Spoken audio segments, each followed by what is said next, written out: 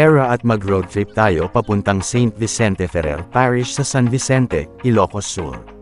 Ang San Vicente, opisyal na bayan ng San Vicente, Ilocano, Iliti San Vicente, Filipino, bayan ng San Vicente, ay isang ikalimang klaseng bayan sa lalawigan ng Ilocos Sur, Pilipinas. Ayon sa census noong 2020, mayroon itong populasyon na 13,118 katao. Ang St. Vincent Ferrer Parish ng Roman Catholic Archdiocese ng Nueva Segovia ay itinatag noong 1795. Ito ay matatagpuan sa munisipyo ng San Vicente, lalawigan ng Ilocos Sur. Ang parish fiesta ay ipinagdiriwang tuwing ikalimang araw ng Abril. Ang pangalan ng munisipyo ay nagmula sa pangalan ni St. Vincent Ferrer, na ang may pakpak na rebulto ay natagpuan sa loob ng isang kahon na nakasalo sa mga lambat.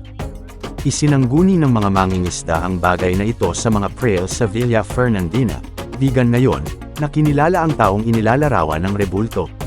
Dinala ang rebulto sa sentro ng bayan, kung saan itinayo ang isang simbahan. Mula noon, ang bayang dating kilala bilang Tuanong, minsan ay tinatawag na Taunan, ay naging San Vicente.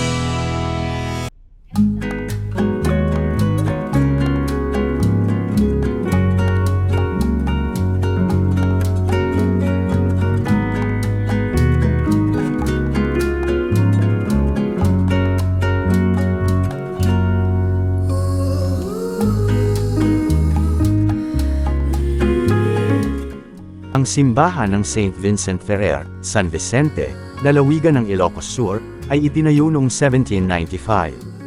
Ang harapan ng simbahan ay may dalawang patong ng mga haligi na hinati ng mga magarbong architraves. Ito ay itinuturing na isa sa pinakamagagandang simbahang Baroque sa rehiyon ng Ilocos. Ang mga himala ay iniuugnay sa patron ng parokya, si St. Vincent Ferrer, na umaakit ng mga peregrino mula sa buong Pilipinas.